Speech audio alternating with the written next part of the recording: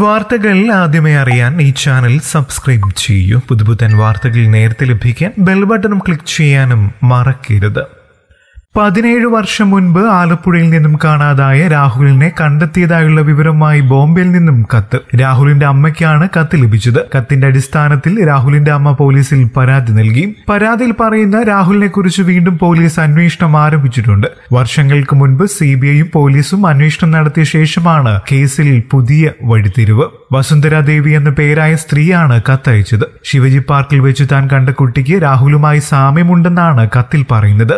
അച്ഛനെ തിരഞ്ഞ് മുംബൈയിലെത്തിയ വിനയ് എന്ന പേരുള്ളയാളിനെയാണ് രാഹുൽ എന്ന് സംശയിച്ച് വസുന്ധര ആലപ്പുഴയിലെ കുടുംബത്തിന് കത്തയച്ചത്. വിനയുടെ ഫോട്ടോയും കത്തിനൊപ്പം വെച്ചിരുന്നു. വിനയുടെ ഫോട്ടോയ്ക്ക് രാഹുലുമായി ഏറെ സാമ്യമുണ്ടെന്ന് അമ്മ മാധ്യമങ്ങളോട് പറഞ്ഞു. വസുന്ധര ദേവി മാസങ്ങൾക്ക് മുൻപാണ് ശിവാജി പാർക്കിൽ വിനയനെ കണ്ടത്. 7ാം വയസ്സിൽ പത്തനംതിട്ടയിലെ അനാഥാലയത്തിൽ എത്തിയതാണ് താനെന്നും പിതാവിനെ തേടിയാണ് മുംബൈയിലെത്തിയത് എന്നുമാണ് വിനയ് പറഞ്ഞതെന്ന് വസുന്ധരദേവി കത്തിൽ പറയുന്നു. കത്തും ഫോട്ടോയും രാഹുലിന്റെ കുടുംബം ആലപ്പുഴ SP കൈമാറി. സംഭവത്തിൽ പോലീസ് അന്വേഷണം തുടങ്ങി. രാഹുലിന്റെ 55-കാരനായ പിതാവ് രാജുവിന്റെ ആത്മഹത്യയെ തുടർന്നാണ് 17 വർഷം മുൻപ് കാണാതായ മകൻ രാഹുലിന്റെ തിരോധാനം വീണ്ടും ചർച്ചയായത്. ഈ വാർത്തകൾ ശ്രദ്ധയിൽപ്പെട്ടിരുന്നുവെന്നും ഇതോടെയാണ് താൻ കണ്ടത് രാഹുലാണെന്ന സംശയം തോന്നിയത് എന്ന് വസുന്ധരദേവി കത്തിൽ വ്യക്തമാക്കിയിട്ടുണ്ട്. കൂടുതൽ വാർത്തകൾക്കും വിശേഷങ്ങൾക്കുമായി ഈ ചാനൽ സബ്സ്ക്രൈബ് ചെയ്യാൻ മറക്കില്ലേ. നന്ദി.